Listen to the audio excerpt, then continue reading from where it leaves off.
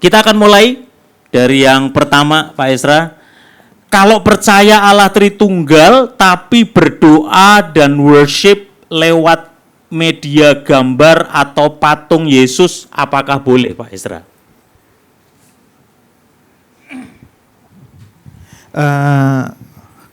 Berdoa lewat media. Media itu apa artinya? Misalnya ada patungnya. Media itu artinya maksudnya perantara ya. Ya, sebagai media, dari situ mediator. Maka kalau kita berbicara soal media atau perantara, maka tidak ada media lain yang disediakan oleh Alkitab. Satu-satunya mediatornya itu adalah Yesus. 1 Timotius 2 ayat yang kelima. Ya, coba kasih tunjuk ayatnya. 1 Timotius 2 ayat yang kelima.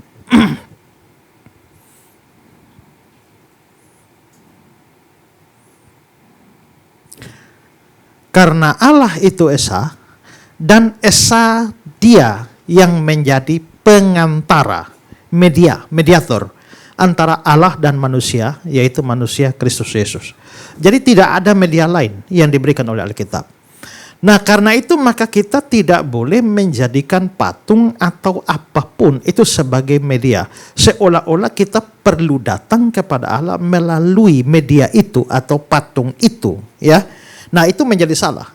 Maka kita hanya bisa datang kepada Allah tetapi melalui satu mediator, dan satu mediator satu-satunya adalah Yesus. Tidak pernah ada benda fisik lainnya. Nah, dan ingat juga Allah itu roh. Karena Allah itu roh, kita memakai media barang atau tertentu, maka jangan sampai kita justru terpengaruh pikiran kita dengan media yang berbentuk fisik itu.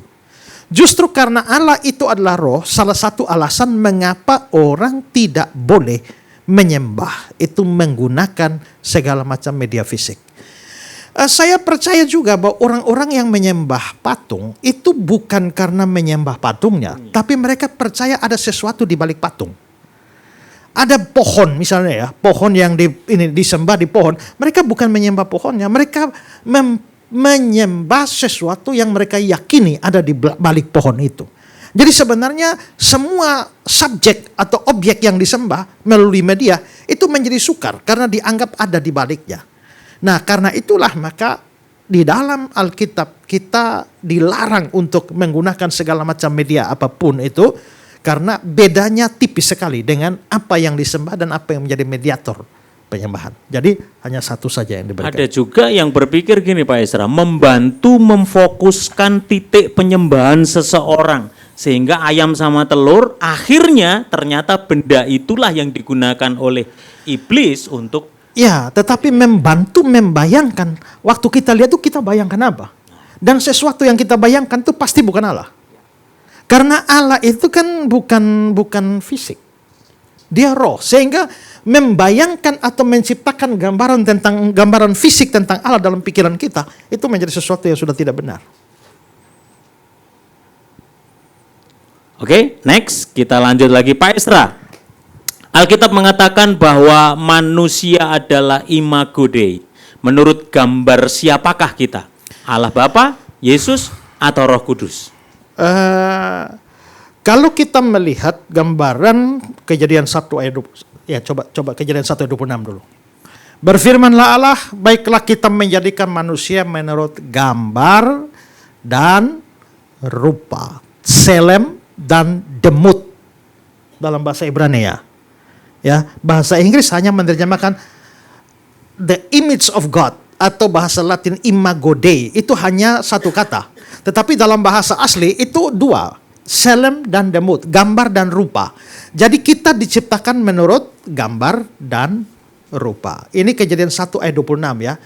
Ya, lalu saudara maju satu ayat 27. Di Kejadian 1 ayat 27, maka Allah menciptakan manusia itu menurut gambarnya. Rupanya sudah tidak ada. Hanya tinggal gambar. Lalu Kejadian 5 ayat 1. Kejadian 5 ayat 1. Inilah daftar keturunan Adam. Pada waktu manusia diciptakan oleh Allah, dibuatnya dia menurut rupa Allah. Gambarnya sudah tidak ada. Jadi Kejadian 1 ayat 26 gambar dan rupa, ayat 27 cuma gambar tanpa rupa, Kejadian 5 ayat 1 cuma rupa tanpa gambar. Artinya apa? Artinya gambar dan rupa itu sama saja artinya.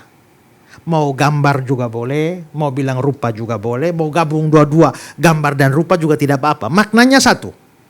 Ya, maknanya satu. Nah, pada waktu dikatakan bahwa sekarang kalau kita melihat kembali ke Kejadian 1 ayat 26. Kejadian 1 ayat 26 itu gambar dan rupa siapa? Sekarang lihat, berfirmanlah Allah, baiklah kita menjadikan manusia menurut gambar dan rupa kita. Kita itu siapa? Nah, ini yang kita sudah belajar dalam doktrin Tritunggal ya. Ada yang menganggap bahwa kita di situ Allah dan dewan surgawi. Ya, itu yang diajarkan oleh Ibu Rita Wahyu. Jadi Allah ngajak malaikat, baiklah kita, Allah ngajak dengan malaikat, mari kita ciptakan manusia menurut gambar dan rupa kita. Kalau ini benar, itu berarti Allah ngajak malaikat cipta kita, malaikat juga menjadi pencipta kita. Dan kita dicipta menurut gambar dan rupa malaikat juga. Kalau begitu, bolehkah kita menyembah malaikat? Kan dia pencipta kita. Nah, itu jadi rusak itu. Ya. Pandangan kedua mengatakan bahwa kita itu adalah plural of majesty atau plural majestaticus, jamak kehormatan. Jamak kehormatan itu begini, bahwa biasanya orang-orang waktu mau menyembah dewa tertentu, dewanya cuma satu, dia mau menyembah tapi karena dewanya terlalu hebat, terlalu tinggi, maka dia membuat penghormatan kepada dewa yang satu itu dengan menggunakan bahasa jamak. Jadi akhirnya menyebutnya dengan bentuk jamak, padahal hanya satu. Itu namanya plural of majesty, ya. Nah, kalau saudara lihat di dalam kitab Ayub, itu ada satu binatang raksasa yang perhatikanlah kuda Nil. Ya itu ya. Nah, kuda Nil di situ tuh terjemahan Indonesianya tuh agak aneh itu. Diterjemahkan kuda Nil, padahal dalam bahasa aslinya itu adalah behemoth. Dan behemoth itu susah diterjemahkan. Apa itu behemoth itu? Dugaannya para ahli menganggap mungkin itu dinosaurus. Ya. Tapi behemoth itu kalau lihat konteksnya itu hanya bicara satu ekor binatang itu.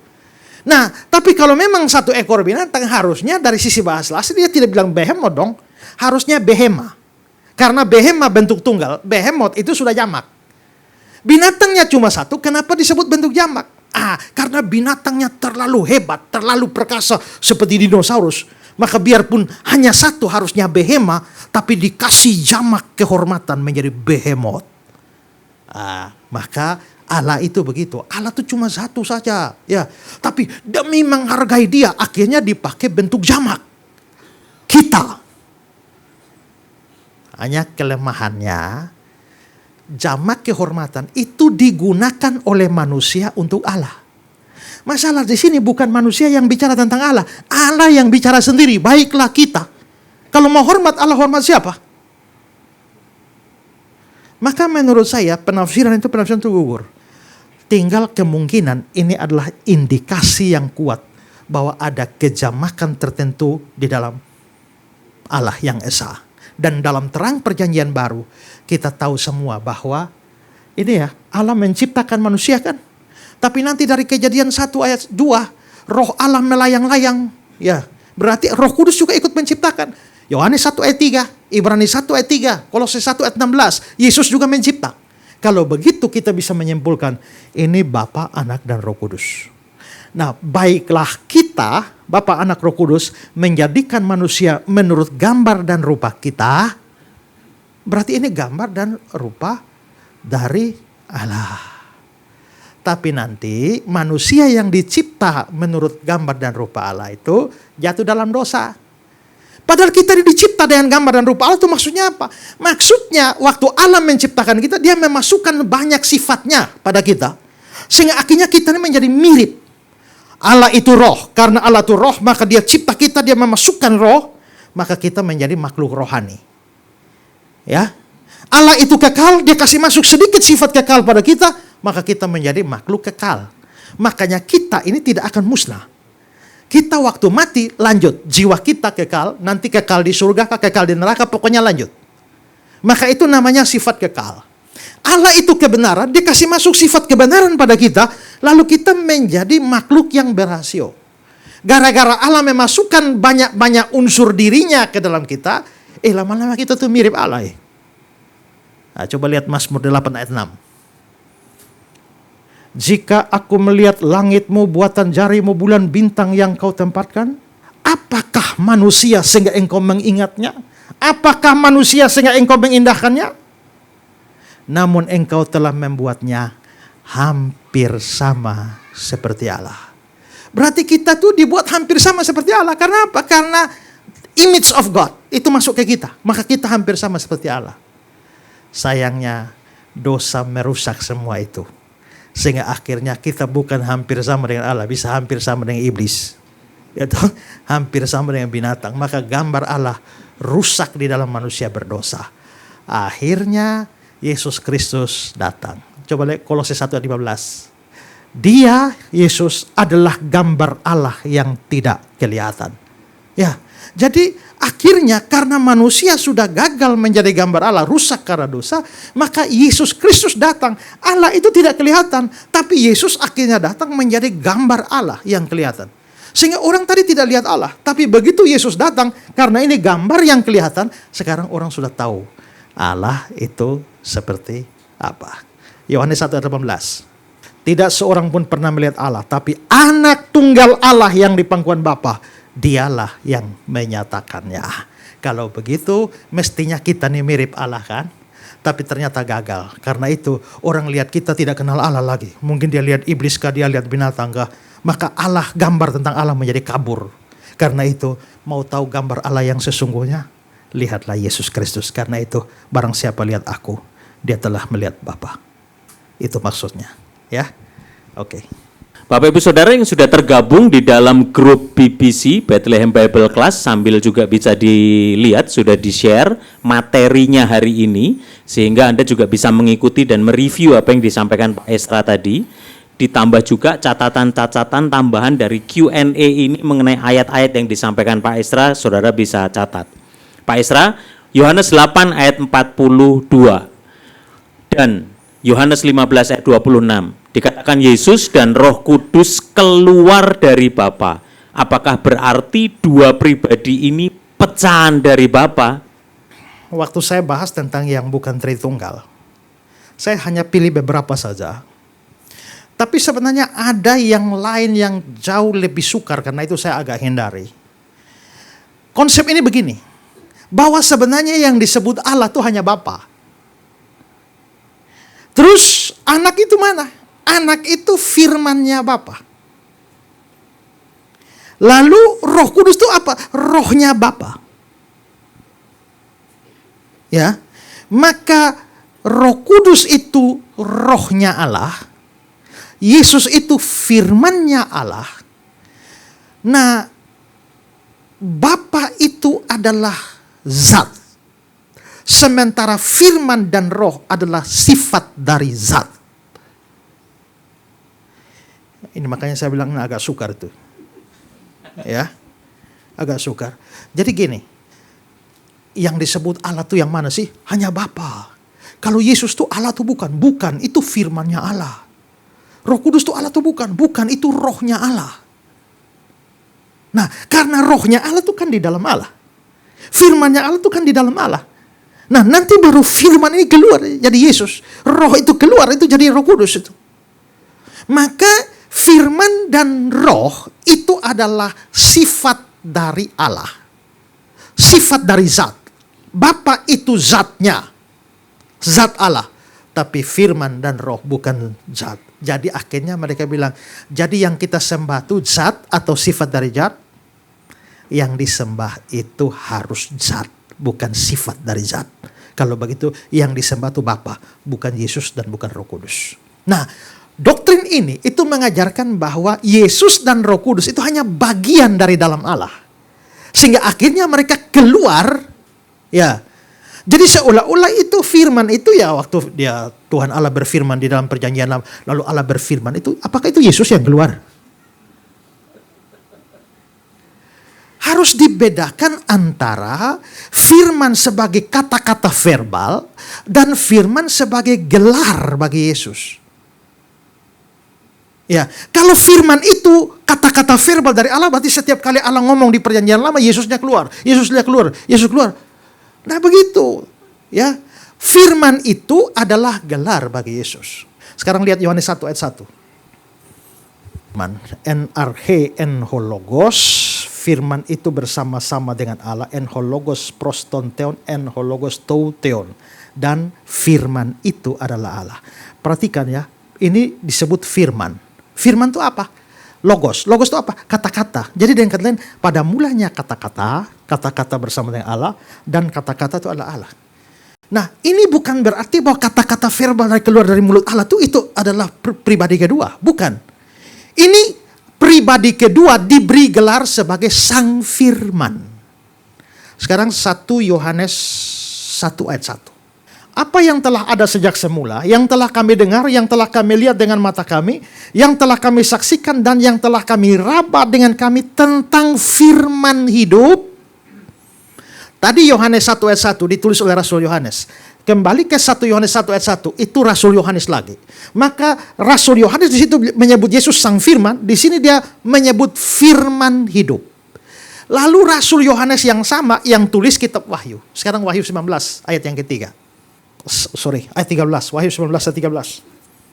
Dan dia memakai jubah yang telah dicedup dalam darah, namanya ialah firman Allah. Kalau anggaplah bahwa kita belum pernah ketemu, saudara belum pernah lihat saya, saudara belum pernah dapat informasi apa-apa tentang saya.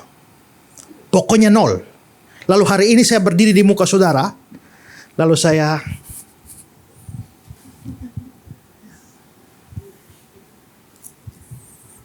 dua jam saya begini. Habis itu saudara kenal saya? Tidak mungkin kan? Tapi begitu saya mulai keluarkan kata-kata, nama saya Ezra, saya pendeta, saya tinggal di Kupang. Begitu saya keluar kata, saudara mulai kenal saya kan? Kalau saya keluar ke 100 kata, saudara tambah kenal saya kan? 1000 kata, tambah kenal saya kan? Berarti kata-kata itu fungsinya apa? Kata-kata fungsi memperkenalkan diri. Itu fungsi kata-kata. Kenapa Yesus diberi gelar kata? Firman? Karena Yesus itu punya fungsi untuk memperkenalkan Allah. Ya. Dengan kata lain, dengan kata-kata tadi saudara jadi kenal saya. Kata-kata berfungsi memperkenalkan diri saya. Orang tidak ada yang kenal Allah.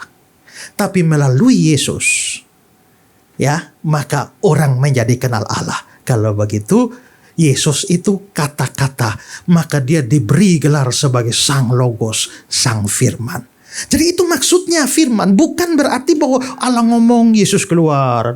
Itulah akhirnya gara-gara model begitu, ada seorang namanya Dr. Eben Nubantimo, sekarang dosen di Satya Wacana atau Duta Wacana. Dia bilang, saudara-saudara, waktu Allah berfirman, dikejar, berfirmanlah Tuhan, jadilah terang. Maka firman keluar, jadi terang. Lalu berfirmanlah Tuhan, jadi ini. Berfirman selama 6 hari Tuhan berfirman. Sampai akhirnya Tuhan habis energi. Karena firmannya keluar, energinya habis. Sampai hari ke-6, hari ke-7, Tuhan sudah tidak berdaya apa-apa lagi. Itulah sebabnya dia beristirahat pada hari yang ke-7. Dia lupa bahwa istirahat di situ bahasa antropomorfis. Maka Allah tidak bisa berbuat apa-apa lagi selain menunggu pada hari yang ke-7. Adam memimpin seluruh ciptaan untuk mengembalikan energinya. Itulah sebabnya saya tanggapi Eben Nubantimo itu, saya bikin buku khusus tanggapi dia. Apakah Allah kehabisan energi? Itu saya tanggapi khusus itu, ya. Karena berpikir bahwa Allah berfirman, bayangkan firman keluar jadi terang, firman keluar jadi langit, firman keluar jadi matahari. Kan habis dong. Itu karena berpikir firman secara literal seperti itu. Tidak, bukan maksudnya begitu, ya. Jadi maksudnya adalah bahwa Yesus keluar dari Bapa, ya. Lalu Roh Kudus keluar, itu bukan berarti bahwa mereka bagian dari dalam pribadi Bapa, bukan. Tapi maksudnya keluar itu bisa dipahami sebagai diutus dari, ya.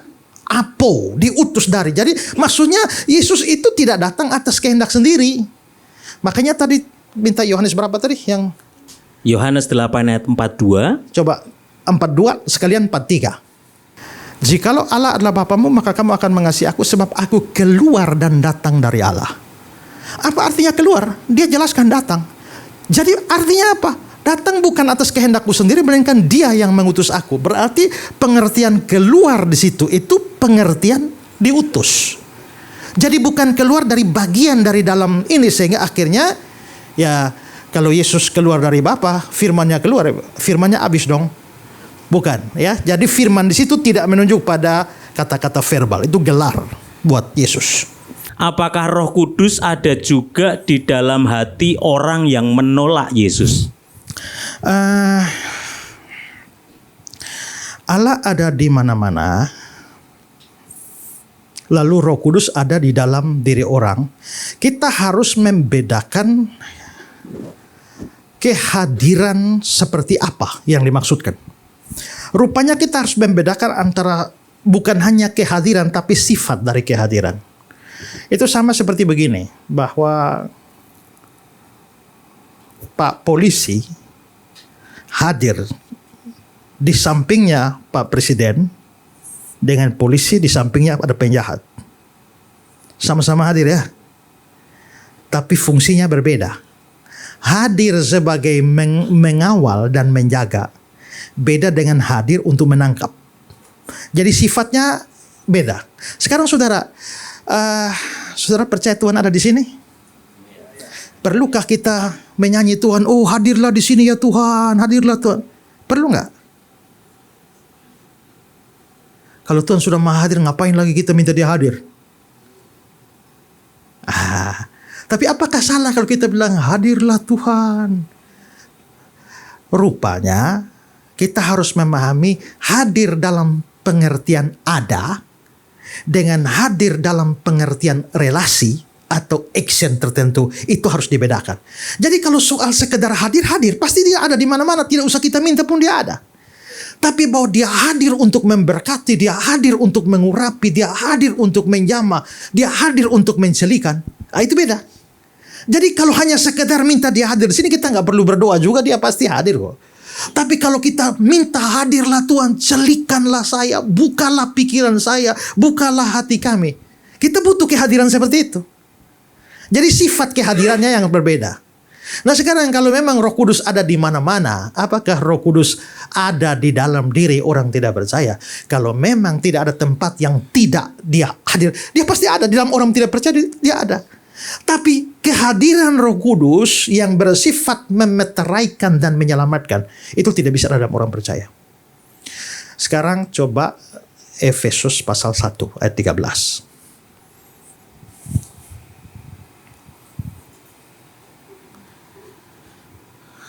Di dalam Dia kamu juga, karena kamu telah mendengar firman kebenaran, yaitu Injil keselamatanmu. Di dalam Dia kamu juga ketika kamu percaya dimeteraikan dengan Roh Kudus. Pertama saudara, Roh Kudus itu diberikan pada siapa? Ketika kamu percaya. Tapi kehadirannya seperti apa? Memeteraikan. Jadi pasti kalau Dia hadir dalam diri orang percaya, pasti hadir. Tapi apakah Dia hadir untuk memeteraikan? Tidak. Ya, tidak. Memeteraikan itu apa? Memeteraikan itu zaman dulu saudara ya. Biasa meterai itu bukan sama kayak meterai kita. Biasa meterai itu cap di cincin raja. Jadi kalau raja bikin surat ya tak pakai cincin ini, itu namanya meterai. Meterai itu dulu tuh berfungsi 3. Pertama, itu menyatakan keamanan. Barang ini mau dikirim, tak meterai. Itu berarti sampai di sana aman. Kedua, menyatakan keaslian. Kalau barang itu sudah di stempel, ini barang asli, bukan KW. Dan yang ketiga, itu tanda kepemilikan. Jadi, saudara yang pernah tinggal di kampung, pernah lihat sapi yang ada dicap. Misalnya, sapi itu dikasih cap ES, artinya sapi itu miliknya Esra Soro. Di kulitnya. Itu dikasih stempel itu. Nah, zaman dulu tuh begitu. Ya, zaman dulu begitu. Nah, kita dimeteraikan dengan Roh Kudus. Jadi 3 fungsi. Pertama itu adalah keamanan, kedua adalah keaslian, dan yang ketiga tanda milik. Itu meterai. Kalau kita dimeteraikan oleh Roh Kudus artinya apa? Pertama, itu tanda, itu asli. Berarti begini ya Ibu, kalau Roh Kudus sampai memeteraikan Ibu, artinya Ibu ini asli anak Tuhan, bukan KW. Tapi kalau Ibu ini percayanya setengah-setengah, tidak ada Roh Kudus memeterai. Karena apa? Ibu bukan asli anak Tuhan. Tapi kalau sampai Roh Kudus dikasih, itu tanda Ibu asli anak Allah. Kedua, aman. Karena kata meterai di sini, itu kata yang dipakai itu diadopsi dari bahasa Ibrani yang namanya arabon. Arabon itu arti dasarnya itu adalah uang muka. Uang muka itu artinya begini, saya mau ngambil barang sama Bapak, ini uang muka, tanda jadi. Artinya sisanya pasti saya bayar, jangan takut, tanda jadi. Nah Roh Kudus itu arabon, tanda jadi. Jadi maksudnya begini, Tuhan tuh ada siapkan berkat semua buat Bapak di surga tuh. Tanda jadinya Roh Kudus. Jadi kalau Bapak punya Roh Kudus, itu jaminan bahwa Bapak akan dapat semua di sana. Ya. Dan yang ketiga, tanda milik. Kalau Bapak ada Roh Kudus, tanda bahwa Bapak itu miliknya Allah. Nah, sekarang pertanyaannya, apakah Roh Kudus diberikan dalam orang tidak percaya dengan sifat begitu? Tidak. Ya. Karena itu maka bagi orang percaya, kita diberikan Roh Kudus dengan dimeteraikan dengan Roh Kudus yang dijanjikan itu. Jadi kita yang sungguh-sungguh percaya, kalau ada Roh Kudus, saudara bersyukur. Kalau ada Roh Kudus berarti saya ini betul-betul asli anak Allah. Saya aman, saya pasti terima semua berkat yang di surga. Dan saya ini miliknya Allah. Ya, gitu ya. Makanya harus bersyukur bahwa punya Roh Kudus. Oke.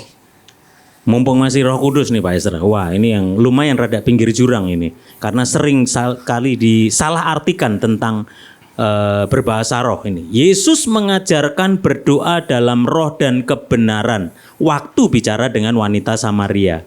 Bagaimana doa dalam roh dan kebenaran, Pak? Begini ya, menafsirkan ayat tidak boleh lepas dari konteks. Konteks itu apa? Konteks itu ikatan ayat. Jadi misalnya kalau kita mau menafsirkan ayat 15, tidak boleh lihat lewat 14, 13, 12, 16, tidak boleh. Karena ini semua satu rangkaian. Oke, sekarang saya kasih cerita. Mau upacara, perayaan kemerdekaan Indonesia. Lomba menyanyi. Lalu silakan para murid boleh pilih lagu apa saja. Nanti ibu guru nilai. Semua nyanyi bagus-bagus. Garuda, Pancasila. Semua sampai satu anak dia maju. 16 Agustus tahun 45. Itulah hari kemerdekaan. Hei Adi. Indonesia merdeka 17 Agustus bukan 16. Ulang.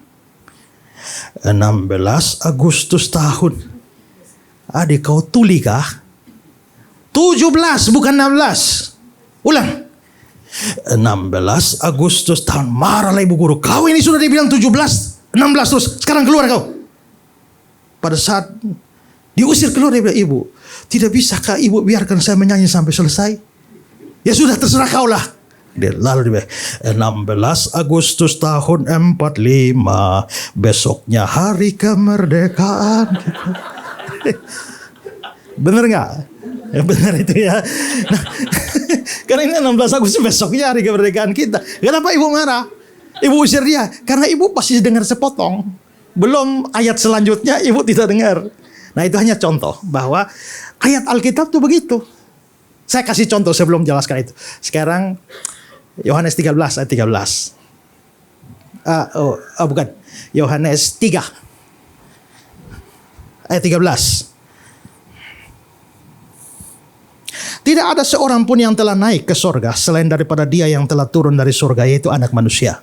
Menurut ayat ini kan tidak ada orang yang naik ke sorga selain dia, Yesus yang telah turun dari sorga.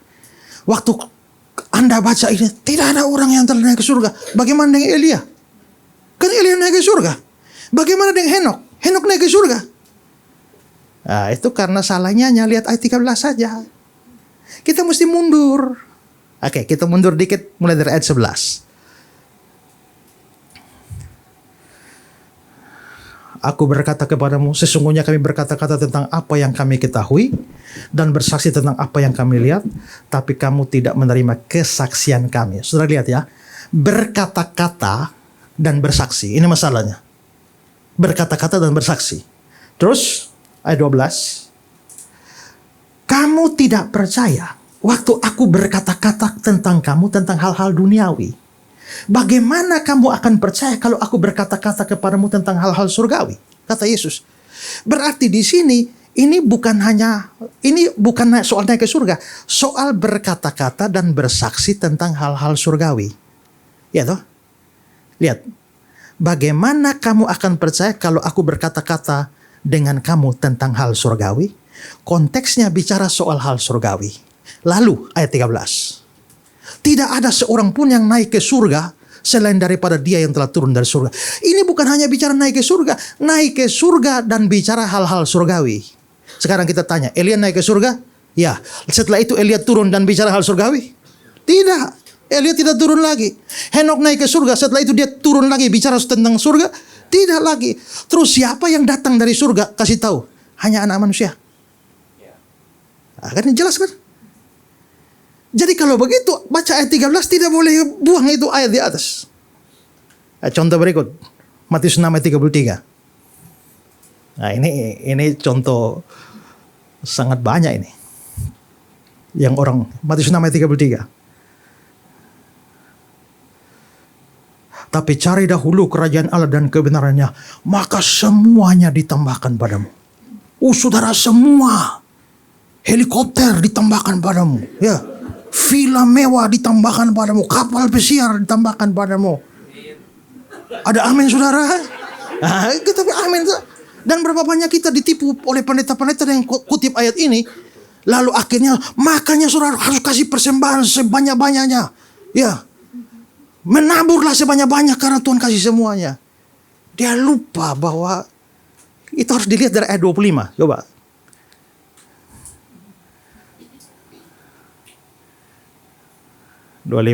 Karena itu aku berkata padamu, jangan khawatir akan hidupmu, akan apa yang kamu makan atau minum. Jangan khawatir akan tubuhmu, akan apa yang hendak kamu pakai. Jadi ini makan, minum, pakai. Terus.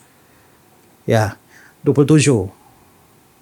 Pandang burung-burung di langit, tidak menabur, tidak menuai, namun diberi makan. Lagi-lagi makan. Bukankah kamu jauh melebihi burung itu? 27. Siapakah di antara kamu karena kekhawatirannya mendapatkan sasta pada jalan hidupnya? 28. Mengapa kamu khawatir akan pakaian? Dari tadi makan, minum, pakaian. Terus 29. Namun aku berkata, Salomo dalam kemegahannya tidak berpakaian. Pakaian lagi. 30. Jadi jika demikian Allah mendandani rumput di ladang, tidakkah ia terlebih lagi mendandani kamu? Terus 31. Sebab itu jangan kamu khawatir dan berkata, apa yang hendak kami makan?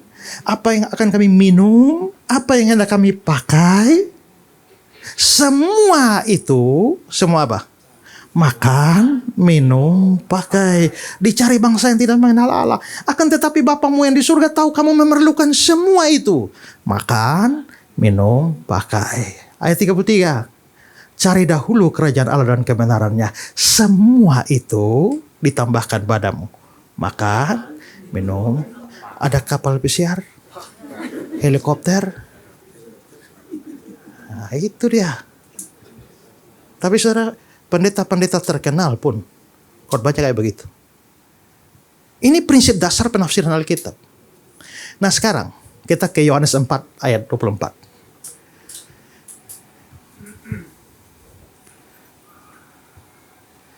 Allah itu roh. Barang siapa menyembah dia harus menyembah dalam roh dan kebenaran. Lalu orang artikan ini bahasa roh. Saya bukan anti bahasa roh loh ya. Masalahnya ayat ini memang bicara bahasa roh atau bukan? Ya, ini harus konteks menjelaskan. Maka sekarang kita geser ke ayat, mulai dari ayat 20 lah. Nah, saudara, ini percakapan Yesus dengan perempuan Samaria. Lalu perempuan Samaria itu ngomong, Nenek moyang kami menyembah di atas gunung ini. Gunung apa? Gunung Gerizim. Tapi kamu katakan Yerusalem tempat orang menyembah. Jadi rupanya waktu itu ada dua tempat penyembahan. Gerizim, orang Samaria di Gerizim, orang Yahudi di Yerusalem. Kenapa sampai ada dua? Kok bisa dua? Besok pagi saya jelaskan di ibadah San Moritz. Ya? Kenapa bisa sampai dua? Saya akan jelaskan cerita sejarahnya. Ya, tapi pokoknya ada dua. Terus 21. Kata Yesus kepadanya, percaya kepadaku hai perempuan, saatnya akan tiba bahwa kamu tidak menyembah Bapa di gunung ini. Berarti orang tidak lagi menyembah di Gerizim. Bukan juga di Yerusalem. Berarti orang menyembah Bapa bukan lagi di dua tempat itu. Ya, bukan lagi di tempat itu. Tidak di Gerizim, tidak di Yerusalem. Terus, kamu menyembah apa yang tidak kamu kenal. Kami menyembah apa yang kami kenal. Terus 23. Tapi saatnya akan datang, sudah tiba sekarang. Penyembah yang benar akan menyembah Bapa dalam roh dan kebenaran. Berarti menyembah dalam roh dan kebenaran konteksnya menyangkut dua macam tempat itu. Terus ayat 24. Allah itu roh. Tadi saya jelaskan Allah itu roh itu apa? Allah itu tidak terbatas tempat, tidak fisik. Kalau Allah fisik, maka kamu kurung dia di Yerusalem, yang di Gerizim tidak dapat. Kalau Allah itu fisik, maka begitu kau kurung dia di bait Allah di Gerizim, yang Yerusalem tidak dapat. Kalau Allah itu fisik, begitu mereka kurung di Yerusalem dan di Gerizim, kita di Jakarta mana dapat? Tapi ternyata Allah itu roh, bukan fisik. Maka dia tidak bisa dibatasi oleh tempat fisik. Gerizim tidak bisa batasi dia. Yerusalem tidak bisa batasi dia. Kalau begitu, maka Jakarta bisa menerima dia. Papua, Manado, mana saja Papua Nugini, dia hadir di sana. Kalau begitu, apa artinya menyembah dalam roh dan kebenaran? Menyembah tanpa terikat oleh tempat. Orang Yahudi terikat tempat, makanya berdoa di mana-mana. Kiblatnya ke Yerusalem. Saudara baca di kitab Daniel, waktu dia mau berdoa, dia mengarahkan mata ke Yerusalem. Dari kiblatnya orang Yahudi itulah orang Islam tiru itu. Ya. Nah, tapi kenapa Kristen berdoa kok tidak pakai kiblat? Karena kita pegang saatnya sudah tiba. Maka Tuhan itu tidak dibatasi oleh tempat. Seolah-olah menyembah Tuhan di Yerusalem sana lebih dahsyat daripada di Jakarta. Apakah kita berdoa di Yerusalem, di bait Allah Yerusalem lebih manjur? Maka begitu kau berdoa di GKSI, kok minta anak tidak dapat-dapat. Begitu pergi ke Yerusalem, titip ya, pokok doa, tusuk-tusuk di batu-batu itu loh ya. Seolah lebih manjur? Tidak, itu salah paham semua itu. Nah kalau begitu, Yohanes 4, barang siapa menyembah dia dalam roh dan kebenaran. Artinya apa? Artinya menyembah dia tidak lagi dibatasi oleh tempat. Di mana saja, kapan saja, di rumahmu, tidak harus di gereja, di rumahmu pun. Itu bukan berarti tidak boleh datang gereja, ya. Tapi maksudnya menghadap Allah itu di mana saja. Ya di atas kendaraan kah, di dapur lagi masak kah, atau di mana lagi pel pun Tuhan bisa ditemui di sana. Ya, itu maksudnya. Jadi menafsir ayat tidak boleh buang konteksnya. Ya. Saya kasih contoh. Coba 1 Timotius. Ini supaya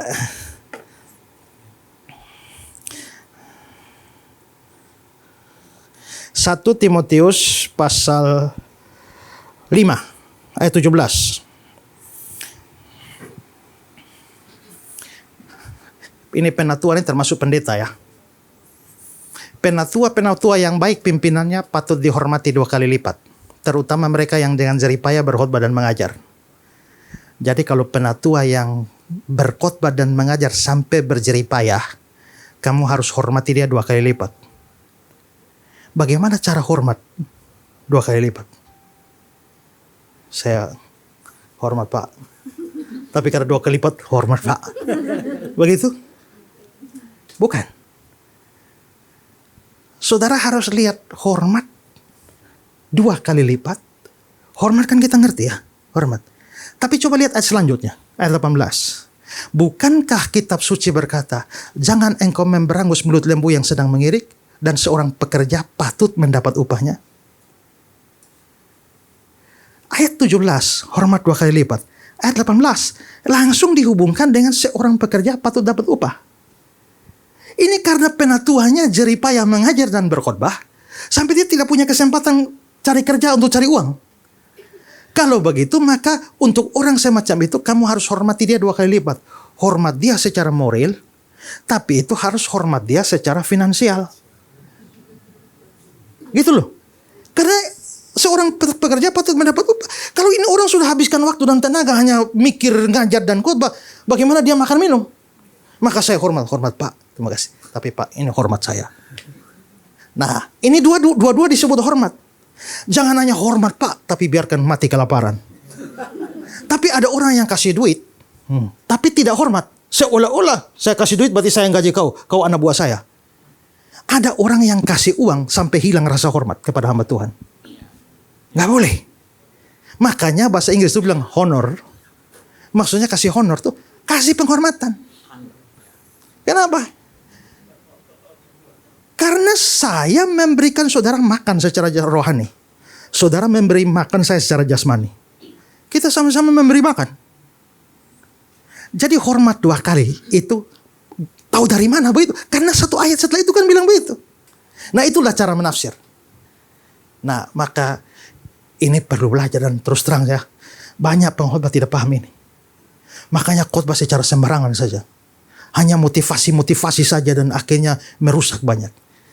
Makanya saudara, saya ini ada grup Gudang Khotbah Esra Soru. Itu grup hanya boleh dimasuki oleh pendeta.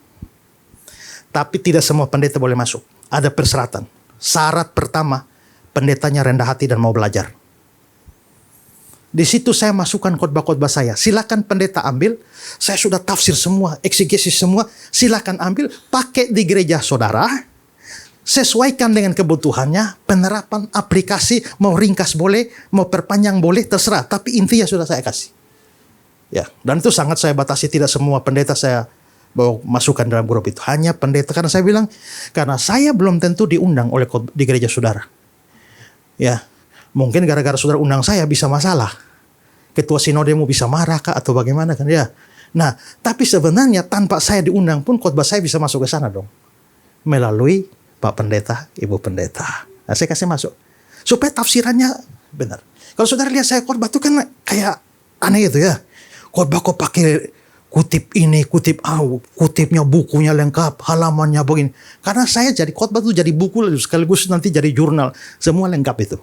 Ya. Kutip semua maksudnya adalah saya tidak berbicara sembarangan. Ini didukung oleh literatur yang kuat. Bukan hanya hasil ilham saya dari roh saja tanpa belajar. Tidak. Itu akademik. Nah, karena itu penting untuk memperhatikan bagaimana tafsir ayat. Nah, maka ada pendeta-pendeta yang di Jawa Tengah. Mereka bikin pertemuan teknik menafsir Alkitab. Pendeta tua-tua semua. Waktu saya bilang saya berdiri sebelum saya ajar, saya hormat untuk Bapak Ibu Pendeta yang sudah sangat senior di dalam pelayanan. Tapi masih mau belajar. Saya kasih ajar prinsip tafsir konteks. Kedua, tadi saya bilang menafsir konteks ya. Harus lihat ayat sebelumnya. Tapi tidak semua bagian bisa begitu. Kalau tafsir Amsal itu prinsip konteks tidak boleh pakai. Kenapa? Karena Amsal yang satu, ayat 1 dengan ayat berikut belum tentu ada hubungan. Karena itu hanya kumpulan-kumpulan saja.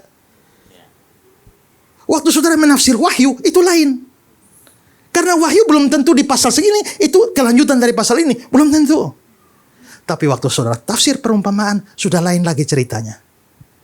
Waktu saudara ketemu Mazmur, tafsir puisi, lain lagi ceritanya. Prinsipnya beda-beda. Kalau begitu tidak mudah ya. Mengajar dan bikin khotbah itu tidak mudah. Kalau orang mau khotbah sungguh-sungguh itu berat. Itulah sebabnya bagi yang berjeripayah berkhotbah harus dihormati 2 kali lipat. Begitu ya. Ya.